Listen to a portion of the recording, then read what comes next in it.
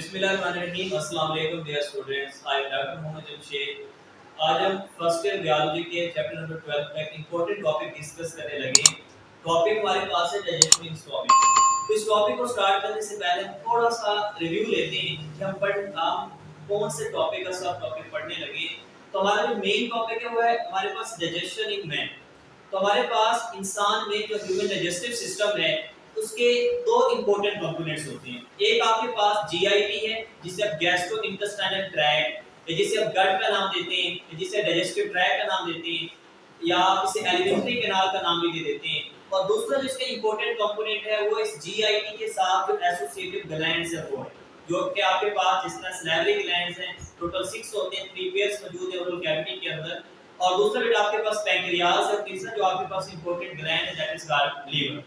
तो देखिए हमारे पास एलिमेंट्री कैनाल के अंदर ओरल कैविटी आती है, देन आपके पास एसोफेगस और एसोफेगस के बाद आपके पास जो जीआईटी या एलिमेंट्री कैनाल का जो इलोंगेटेड एक पोर्शन है जिसे हम स्टोमिक का नाम देते हैं, आज हम उसके बारे में पढ़ने लगे। देखिए अगर हम एलिमेंट्री कैनाल या जीआईटी में देखें कि स्टोमिक की लोकेशन क्या है तो हम कहेंगे कि हमारे पास जो स्टोमिक है जिसे हम इलास्टिक मस्कुलर बैग का नाम देते हैं, ये बेटा हमारे पास स्टार्ट होता है एसोफेगस से और ये एंड अप होता है हमारे पास ड्यूरिनम में।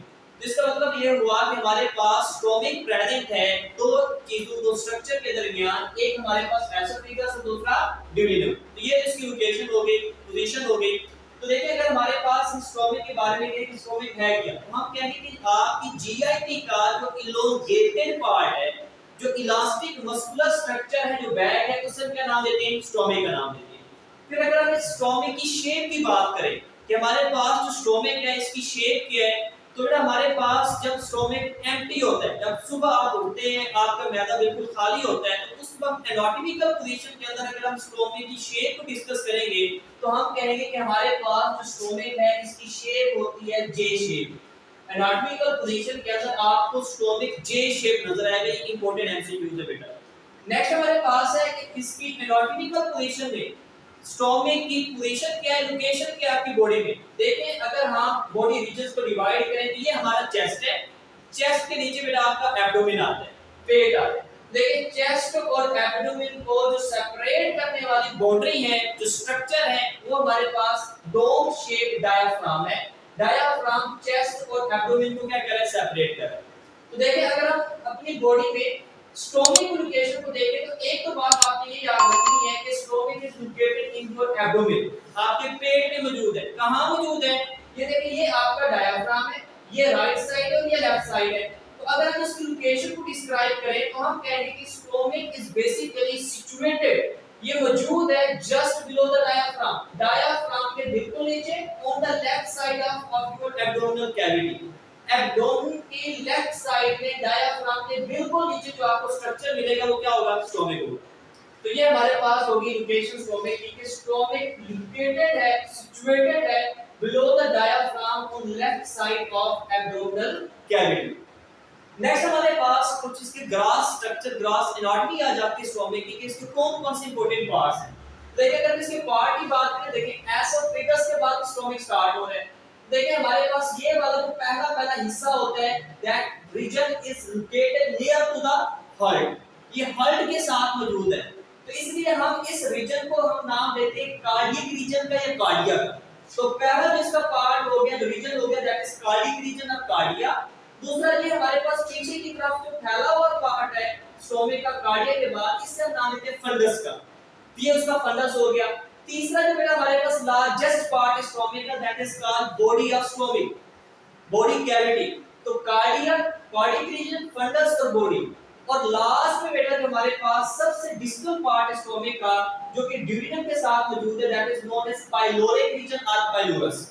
ये बेटा हमारे पास चार रीजन हैं, चार स्ट्रक्चर्स हैं जो स्टोमिक में मौजूद हैं, cardiac region, fundus, body of stomach and pyloric region. अब देखिए एमसीक्यूज हमारे पास आते हैं कि कौन सा पार्ट स्टोमिक का सबसे बड़ा है। तो सबसे जो बड़ा स्टोमिक का पार्ट है दैट इज बॉडी, जो कहां मौजूद है, कि फंडस और पाइलोरिक रीजन के दरमियान मौजूद है। तो बॉडी वो पार्ट है that is located between fundus and pyloric region.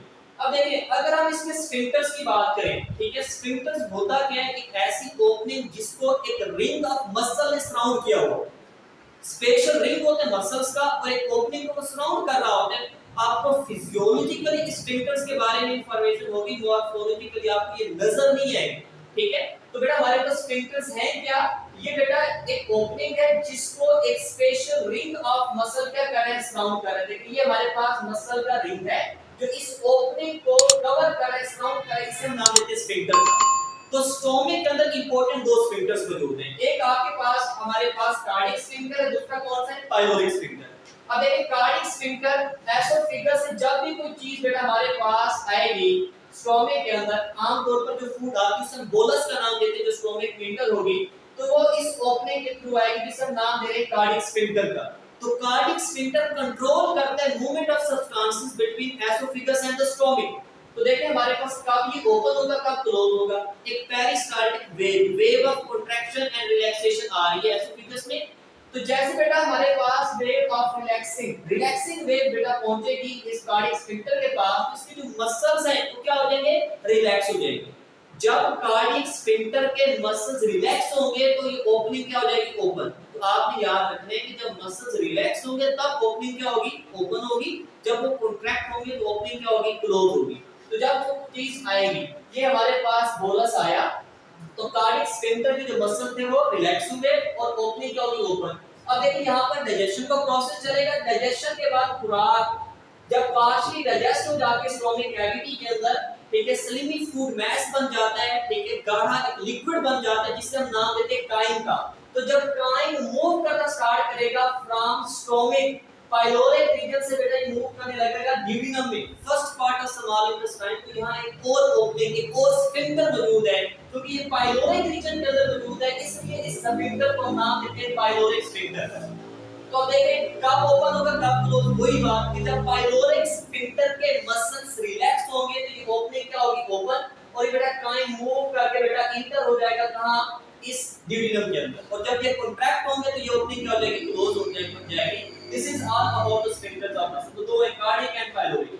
अब देखें अगर हम इसकी हिस्टोलॉजी की बात करें कि ये हमारे पास स्टोमक है, हम सर्जरी परफॉर्म करना चाहते हैं स्टोमक की, और हम स्टोमक की कैविटी में जाना चाहते हैं कि उसकी कैविटी में क्या चीजें मौजूद हैं, ठीक है, वो देखना चाहते हैं। तो हम क्या करेंगे, स्टोमक को पहले तो आपने एक्सपोज करना है, स्टोमक को निकाल लिया आपने, और निकालने के बाद आप यहाँ पहुंचना चाहते हैं, आउटर से इनर जाना चाहते हैं, बाहर से अंदर जाना चाहते हैं, तो आपको उसकी दीवार तोड़नी पड़ेगी। तो अब उसकी जो वॉल है स्टोमक की, उसमें चार आपको लेयर्स नजर आएंगी। अब वो लेयर्स कौन कौन सी हैं, पहली जो आउटर मोस्ट लेयर है, हम बाहर से अंदर की तरफ जा रहे हैं, पहले जो आप कवरिंग उतारेंगे उस कवरिंग का नाम होगा सिरोजा।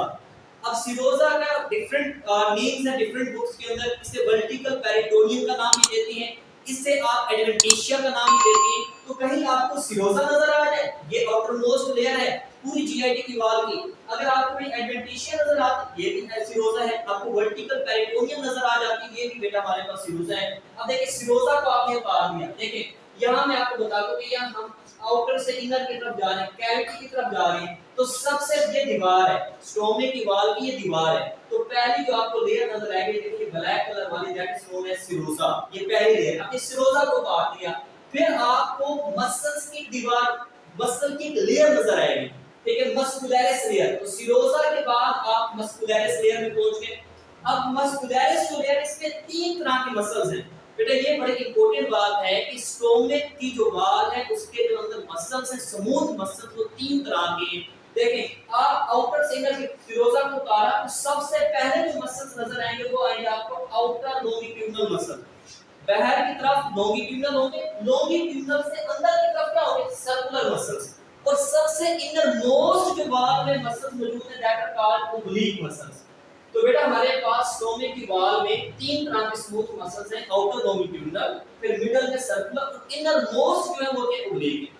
लेकिन यहां बेटा हमारे पास इनके टेस्ट में बड़ा एक इंपॉर्टेंट क्वेश्चन राइज होता है कि बेटा जो चर्निंग है, जिसे मैकेनिकल डाइजेशन का नाम भी देते हैं, वो सबसे ज्यादा जो अच्छे तरीके से कर सकते हैं वो स्टोमक है। बाकी आपकी जीआईटी का कोई भी पार्ट ये काम नहीं कर सकता। क्यों नहीं कर सकता, क्योंकि उनकी वॉल में सिर्फ दो तरह के स्मूथ मसल्स हैं, एक आउटर लॉन्गिट्यूडिनल और इनर सर्कुलर। सिर्फ स्टोमक की ऐसी वॉल है जिसमें आपको ओब्लिक मसल नजर आएंगे। तो तो देखिए आप एसोफेगस की दीवार में जाएंगे, आप स्मॉल इंटेस्टाइन की दीवार में जाते हैं, आप लार्ज इंटेस्टाइन की दीवार में जाते हैं, ये दो तो आपको मसल मिलेंगे, ओब्लिक मसल नजर नहीं आएगा। ओब्लिक मसल सिर्फ और सिर्फ स्टोमक की वॉल में अल्लाह ताला ने रखे हैं ताकि ये चबने का काम, मैकेनिकल डाइजेशन अच्छे तरीके से परफॉर्म कर सके। तो ये मस्कुलरिस लेयर होगी। देखिए आपने सिरोजा को उतारा, मस्कुलरिस लेयर को उतार दिया, पहले आपको लोमिकुलर मसल नजर आया, फिर सर्कुलर, फिर ओब्लिक, फिर आपने मस्कुलरिस लेयर को उतारा, तो इसके बाद आपको नजर आएगा सबम्यूकोसा। अब सबम्यूकोसा में कुछ नहीं होता, आपकी ब्लड वेसल्स प्रेजेंट होती है, नर्व्स प्रेजेंट होती है, ठीक है। और देखिए सबम्यूकोसा को आपने उतार दिया, अब आपको जो इनर मोस्ट लेयर नजर आएगी स्टोमक की वॉल की, जो लाइनिंग है इनर मोस्ट, वो आपके उसे हम नाम देते हैं बेटा म्यूकोसा का। अब देखिए ये हमने जो एक चार लेयर्स पर पढ़ी है कि किसी भी जीआईटी के स्ट्रक्चर की दीवार में आप पढ़ेंगे तो यही पढ़ेंगे। आप एसोफेगस पढ़ते हैं काफी उसकी वॉल की चार लेयर बन रहेंगे, सीरोजा, मस्कुलरिस, सबम्यूकोसा एंड म्यूका आर्टिक एंड म्यूकोसा। तो म्यूकोसा सबसे इनर मोस्ट लेयर है। और बेटा आपने एक बात याद रखनी है, जो म्यूकोसा है इसको हमेशा बनाती है आपकी एपिथेलियम। तो आपकी जो इनर मोस्ट लाइनिंग है पूरे जीआईटी ट्रैक की, उसे खास किस्म की एपिथेलियम बना रही है। हर एक रीजन के अंदर, हर एक स्ट्रक्चर के अंदर डिफरेंट तरह की एपिथेलियम है। कहीं आपको स्केमस एपिथेलियम मिलेगी, कहीं आपको कलमनर। तो एमसीक्यूज याद रखने के लिए कि स्टोमक की जो इनर मोस्ट लेयर है उसके अंदर कौन सी एपिथेलियम है बेटा, तो आपको नोट कर लेना है कि उसके अंदर बेटा जो एपिथेलियम है वो है आमतौर पर कलमनर एपिथेलियम बेटा प्रेजेंट होती है। कौन सी एपिथेलियम? Columnar epithelium. तो ये बेटा हमारे पास म्यूकोसा। अब देखिए म्यूकोसा की खास बात क्या है, इस इनर मोस्ट लेयर की खास बात क्या है, इसकी जो एपिथेलियम है वो इस अंदर की तरफ फोल्ड करके कुछ ग्लैंडुलर ग्लैंड्स बनाते हैं, कुछ ग्लैंडुलर स्ट्रक्चर्स बनाते हैं, जिसे हम नाम देते हैं बेटा गैस्ट्रिक ग्लैंड्स का। तो आपको याद रखना है बेटा कि गैस्ट्रिक ग्लैंड्स कौन सी लेयर में प्रेजेंट है? इनर मोस्ट लेयर में प्रेजेंट है, जिसका नाम है म्यूकोसा। तो म्यूकोसा के अंदर कलमनर एपिथेलियम जो है, जो इनर मोस्ट लाइनिंग है, वो बेटा फोल्ड्स करके ही इस नाम की देखेंगे ग्लैंडुलर स्ट्रक्चर बना रही है। ग्लैंडुलर स्ट्रक्चर्स को बेटा हम नाम क्या दे रहे हैं? गैस्ट्रिक ग्लैंड्स का। तो गैस्ट्रिक ग्लैंड्स आपको म्यूकोसा में नजर आएंगे। तो देखिए अब ये कैविटी है, हम आउटर से इनर की तरफ जा रहे थे, अब आपको कैविटी मिल गई। तो देखिए कैविटी के अंदर बेटा देखिए gastric glands gastric juice produce करती हैं। अब वो कैसे जाते हैं? अब जो गैस्ट्रिक जूस है वो इन ओपनिंग्स के थ्रू, ये देखिए ये जो ओपनिंग्स हैं इनके थ्रू बेटा हमारे पास गैस्ट्रिक ग्लैंड निकलेगा, गैस्ट्रिक जूस निकलेगा। कहां चला जाएगा? ये चला जाएगा स्टोमक की कैविटी के अंदर। तो ये जो ओपनिंग्स हैं इन ग्लैंड्स की, इसे बेटा हम क्या नाम देते हैं? गैस्ट्रिक पिट का। क्या नाम देंगे? गैस्ट्रिक पिट का नाम देंगे, जिसके थ्रू गैस्ट्रिक जूस इन ग्लैंड्स में से निकलकर बेटा स्टोमक की कैविटी के अंदर चला जाएगा। तो आपको याद रखना है इन ग्लैंड्स की ओपनिंग का बेटा क्या नाम है? गैस्ट्रिक पिट है। तो देखिए अगर हम यहां से एक गैस्ट्रिक ग्लैंड को निकालते हैं और देखते हैं कि उसके अंदर कौन कौन से सेल्स प्रेजेंट हैं, तो बेटा हमारे पास जो ग्लैंड्स है उनमें एक्सोक्राइन सेल्स भी प्रेजेंट है और एंडोक्राइन सेल्स भी प्रेजेंट है। तो ये देखिए ये हमारा टॉपिक नहीं है कि एक्सोक्राइन सेल्स कौन से हैं, एंडोक्राइन कौन से होते हैं, बस सिंपल से याद रख लें कि अगर एक चीज एक सेल प्रोड्यूस करता है उसे ब्लड में डाल देता है तो उसे हम नाम देते हैं हार्मोन का, सेल को या ग्लैंड को हम नाम देंगे एंडोक्राइन सेल या एंडोक्राइन ग्लैंड का।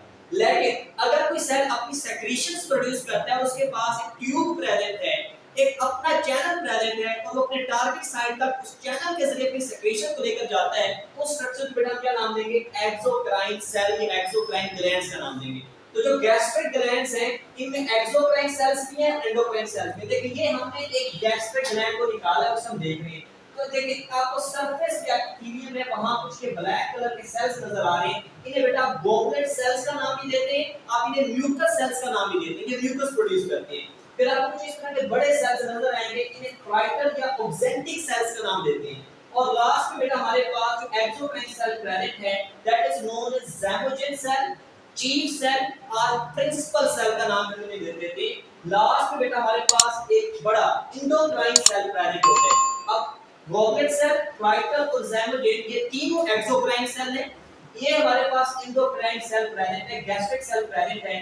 ये हमारे पास एक हार्मोन प्रोड्यूस करते हैं जिसका नाम है गैस्ट्रीन। तो देखिए इस गैस्ट्रिक ग्लैंड के अंदर आपको एक्सोक्राइन सेल्स भी मिल रहे हैं जो मुख्तलिफ तरह की सेक्रेशन प्रोड्यूस करवा रहे हैं, और एक बेटा हमारे पास एंडोक्राइन सेल ये गैस्ट्रिक सेल भी प्रेजेंट है जो हार्मोन प्रोड्यूस करवा रहे हैं। तो गॉबलेट, क्राइटल और ज़ाइगोजेन अपनी सेक्रेशंस इस ट्यूब में डालेंगे और ये सेक्रेशन जो गैस्ट्रिक जूस प्रोड्यूस होगा वो इस गैस्ट्रिक पिट के जरिए बेटा स्टोमक की कैविटी के अंदर चला जाएगा। तो इनके पास फ्यूज है, लेकिन इंडोक्राइन सेल अपने हार्मोन को बेटा कहां डालेगा, ये डालेगा ब्लड के अंदर। तो जब ये ब्लड के अंदर डालेगा तो ब्लड क्या करेगा, उस हार्मोन को इसकी टारगेट साइट तक वो लेकर जाएगा, इसके पास भी अपना चैनल या ट्यूब डायरेक्टर नहीं है। अब देखिए, अब हमने ग्लैंड्स के बारे में पढ़ा, तो एक्सोग्लैंड कौन से थे, म्यूकस थे, ऑक्सेंटिक थे और ज़ाइगोनिक सेल थे। अब म्यूकस सेल्स क्या प्रोड्यूस करते हैं, म्यूकस। ऑक्सेंटिक सेल दो तरह की चीजें प्रोड्यूस करेंगे, एक बेटा आपके पास HCl है, दूसरा आपके पास इंट्रिंसिक फैक्टर है। और जो ज़ाइगोनिक सेल या प्रिंसिपल सेल्स हैं वो तीन चीजें प्रोड्यूस करवा रहे हैं, पेप्सिनोजेन, रेनिन और गैस्ट्रिक लाइपेज। और बेटा हमारे पास जो इंडोक्राइन सेल था जिसे हमने ठीक है गैस्ट्रिक सेल का नाम दिया, वो एक हार्मोन प्रोड्यूस करवा रहा है जिसका नाम है गैस्ट्रीन हार्मोन। तो ये आपने चीजें याद रखनी है। देखिए अब एमसीक्यूज आते हैं कि गैस्ट्रिक जूस के अंदर कौन-कौन सी चीजें मौजूद हैं, ये भी टेस्ट में आएगा, तो उसमें वो मुख्तलिफ चीजों दे देगा ऑप्शन के अंदर, तो आपने याद रखें। अगर ऑप्शन में आपको म्यूकस भी मिल रहा है, HCl भी मिल रहा है, इंट्रिंसिक फैक्टर भी मिल रहा है, पेप्सिनोजेन भी मिल रहा है, रेनिन भी मिल रहा है, गैस्ट्रिक लाइपेज भी मिल रहा है, तो वो बेटा कलेक्टिवली कहलाते हैं गैस्ट्रिक जूस। लेकिन आपकी पीटीबी के अंदर ठीक है तीन चीजों को वो गैस्ट्रिक जूस का नाम दे रहे हैं, एक म्यूकस को, एक HCl को, और जो तीसरी चीज है वो है आपका पेप्सिनोजेन। इसको कलेक्टिवली वो क्या नाम दे रहे हैं, गैस्ट्रिक जूस का। लेकिन एंट्री टेस्ट के अंदर एक दफा एमसीक्यूज ऐसे भी आया था जिसमें ऑप्शन थे mucus, HCl, gastric lipase and rennin. तो बेटा ये भी गैस्ट्रिक जूस का हिस्सा ही है, तो अगर सब मिल जाए बेस्ट ऑफ लक, अच्छी बात है। अगर इनमें से कोई भी आपको नजर आ जाए किसी ऑप्शन में, तो आपने वहां टिक कर देना है, ये सब चीजें मिलकर गैस्ट्रिक जूस को बना रही होती हैं। तो अब देखिए हमारे पास गैस्ट्रिन का क्या रोल है, हम नेक्स्ट लेक्चर के अंदर पढ़ेंगे, जब हम पढ़ेंगे रेगुलेशन ऑफ गैस्ट्रिक जूस, उसके अंदर गैस्ट्रिन का फंक्शन पढ़ेंगे। गैस्ट्रिन बेसिकली गैस्ट्रिक जूस की प्रोडक्शन को स्टिमुलेट करता है। तो अब देखिए अब हम पढ़ते हैं कि म्यूकस का क्या फंक्शन है। म्यूकस एक थिक सेक्रेशन है जो, अब देखिए हमारे पास जो HCl है ये भी आपकी स्टोमिक की जो इनर लाइनिंग है, जो दीवार की अंदर वाली सरफेस है उसको डैमेज कर सकता है।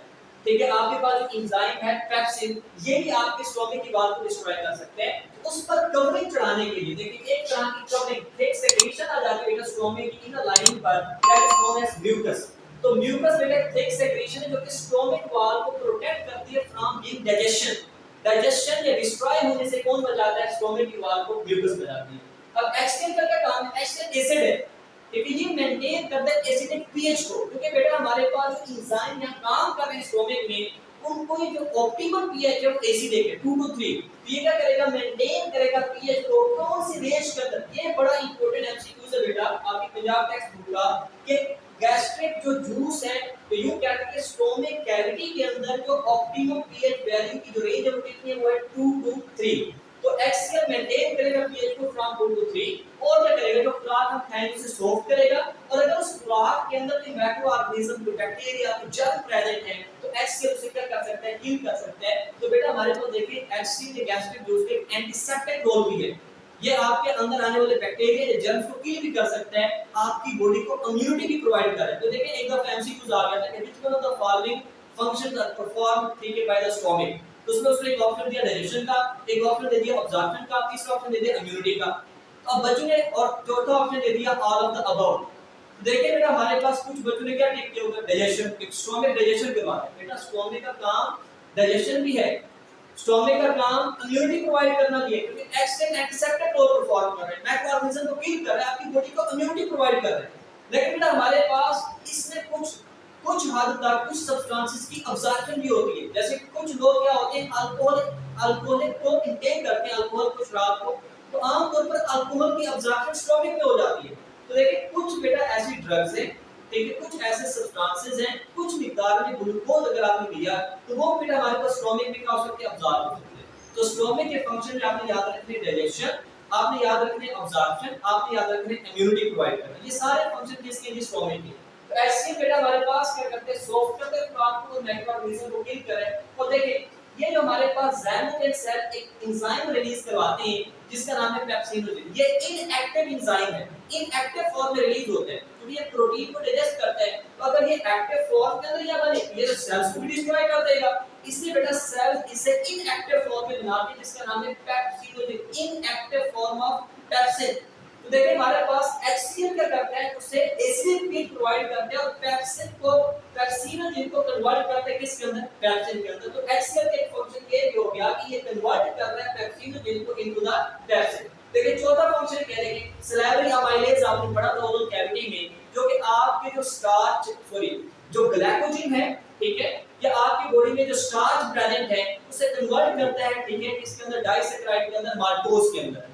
तो अब देखिए बेटा हमारे पास अब जब ये सलाइवरी अमाइलेज स्टोमिक में पहुंचता है तो इसका कोई फंक्शन नहीं रहता, क्योंकि इससे बेसिक पीएच चाहिए। अब ये आ चुका है इसके अंदर एसिडिक पीएच के अंदर, तो आपको जो HCl है, ठीक है, पीएच एसिडिक प्रोवाइड करके इस सलाइवरी अमाइलेज को क्या कर देगा, इनहिबिट कर देगा।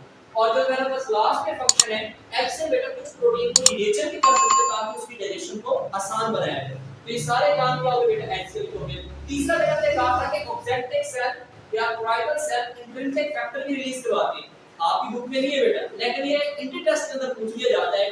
तो इंट्रिंसिक फैक्टर करता है क्या बेटा, ये बेटा हेल्प करता है in the absorption of vitamin B12। तो बेटा हमारे पास जो विटामिन B12 है, ये इंट्रिंसिक फैक्टर के बिना बेटा कभी भी इसकी अब्जॉर्प्शन पॉसिबल नहीं है। तो कुछ लोग होते हैं जिनकी बॉडी में विटामिन B12 की डेफिशिएंसी हो जाती है, अब वो विटामिन B12 लेते भी रहे लेकिन उनकी बॉडी में पहुंचेगा नहीं, क्योंकि उनके जो प्राइमरी ऑब्जेक्टिव सेल्स है वो इंट्रिंसिक फैक्टर को रिलीज ही नहीं करवा रहे। तो देखिए बेटा हमारे पास ये है जो क्लिनिकल सिनेरियो, लेकिन मैं आपसे डिस्कस कर देता हूं कि अगर किसी बंदे की गैस्ट्रेक्टोमी, गैस्ट्रेक्टोमी का मतलब है कि उसके स्टोमक की सर्जरी परफॉर्म की गई और उसके स्टोमक को रिड्यूस कर दिया गया, और आमतौर पर ऐसा रिड्यूस हुआ कि उसके प्राइमरी सेल्स की तादाद, ऑक्जेंटिक सेल्स की तादाद कम हो गई या खत्म हो गई। तो जब बेटा हमारे पास ऑक्जेंटिक सेल्स खत्म हो गए तो इंट्रिंसिक फैक्टर ने रिलीज होना बंद कर दिया।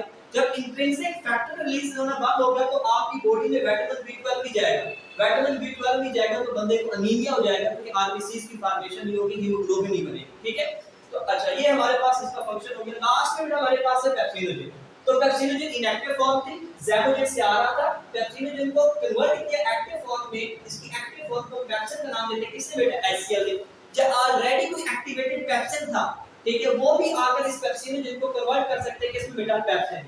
अब पेप्सिन क्या एक प्रोटीन डाइजेस्टिंग एंजाइम है, देखिए ये हेटेरोलाइटिक एंजाइम है, प्रोटीन को डाइजेस्ट करता है। तो प्रोटीन बेटा बहुत सारे अमीनो एसिड पर मुश्तमिल है, बहुत सारी पॉलीपेप्टाइड चेन्स हो सकती है, तो पेप्सिन उस प्रोटीन को बेटा डाइजेस्ट करेगा, उनके दरमियान जो पेप्टाइड बॉन्ड है उसे तोड़ेगा और ये छोटे-छोटे फ्रैगमेंट्स बना देगा अमीनो एसिड के, जिन्हें हम पेप्टोन्स या पॉलीपेप्टाइड्स का नाम दे देते हैं।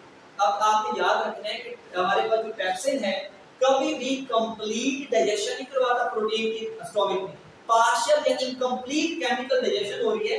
ये प्रोटीन को डायरेक्ट अमीनो एसिड में नहीं तोड़ रहा, बल्कि पेप्टोन्स या पॉलीपेप्टाइड पॉलीपेप्टाइड चेन्स हैं उनके अंदर बेटा ये से कन्वर्ट कर रहा है। अच्छा ये बात होगी। अब लास्ट में हमारे पास फंक्शन है रेनिन, लेकिन बड़ा कंफ्यूजिंग है। एक रेनिन आपका जो किडनी है वहां से रिलीज हो रहा है, वो है RENIN, सिंपल सिंगुलर एन वाला। वो बेटा हमारे पास एक हार्मोन है कि उस वक्त रिलीज होता है जब आपकी बॉडी का ब्लड प्रेशर कम हो। उसका काम होता है, यूं समझने का आपको समझाने के लिए क्या है, तो वो ब्लड प्रेशर को इंक्रीज करवाता है, ठीक है। अब ये जो रेनिन है ये रिलीज होता है ज़ैमोजेन सेल से, ठीक है, इस पे डबल एन आ है, अब याद रखना। अब रेनिन बेटा वो एंजाइम है, ठीक है, जो मिल्क प्रोटीन को डाइजेस्ट करता है। हम मिल्क लेते हैं, अब अपनी बात एक याद रखनी, एडल्ट्स के अंदर देखिए वो एक सिनेरियो दे देते हैं कि इतनी एज है, इस एज के अंदर ठीक है हमारे पास रेनिन नहीं बन रहा, उसको कितना पड़ेगा या नहीं पड़ेगा। देखिए एडल्ट के अंदर कभी भी हमारे पास जो ज़ैमोजेन सेल है वो रेनिन को प्रोड्यूस नहीं करते। रेनिन कब प्रोड्यूस होते हैं, बच्चों के अंदर। जो बच्चे होते हैं बेटा उनके स्टोमक के जो ज़ैमोजेन सेल्स हैं वो रेनिन प्रोड्यूस करते हैं। एडल्ट के अंदर रेनिन की प्रोडक्शन नहीं होती। रेनिन का दूसरा नाम कैमोसिन एंजाइम भी है, कैमोसिन जिसे कहते हैं। अब इसका काम क्या होता है, देखिए मिल्क के अंदर एक प्रोटीन होती है, सोलुबल होती है, जिसे कहते हैं कैसिनोजिन। क्या कहते हैं, कैसिनोजिन प्रोटीन। अब कैसिनोजिन को, अब ये सोलुबल है तो रेनिन का फंक्शन सिर्फ इतना है कि इस कैसिनोजिन प्रोटीन कन्वर्ट करेगा कैसीन के अंदर। कैसीन इनसोलुबल प्रोटीन है, तो देखिए सोलुबल को रेनिन ने कन्वर्ट कर दिया इनसोलुबल में, दैट इज कॉल्ड कैसीन। अब कैसीन प्रोटीन है, प्रोटीन डाइजेस्टिंग एंजाइम कौन सा मौजूद है स्टोमक में, पेप्सिन। देखिए कैसीन की डाइजेशन कौन करवा रहा है, पेप्सिन। लेकिन अगर रेनिन ना होता, अगर रेनिन ना होता तो बेटा हमारे पास पेप्सिन कैसिनोजिन की डाइजेशन ना करवा पाता। तो रेनिन क्या करवा रहा है बेटा, कैसिनोजिन को कैसीन में कन्वर्ट कर रहा है, और कैसीन जो मिल्क प्रोटीन है उसे पेप्सिन डाइजेस्ट करवा रहा है into simple amino acid. Protein की आपकी डाइजेशन होगी। तो अगर लास्ट में हम इसकी फिजियोलॉजी या फंक्शन अगर डिस्कस करें तो अभी आपने देखा कि ये चर्निंग भी करवा रहा है, खुराक को मिक्स कर रहा है किसके साथ, गैस्ट्रिक जूस के साथ, और काइन बन रहा है कि पार्शियल डाइजेशन भी करवा रहा है, केमिकल डाइजेशन भी हो रही है, मैकेनिकल डाइजेशन भी हो रही है, अब्जॉर्प्शन भी होती है और इम्यूनिटी भी प्रोवाइड की जा रही होगी। This is all about this topic. तो इंशाल्लाह नेक्स्ट लेक्चर में पढ़ेंगे regulation of gastric tubes. Allah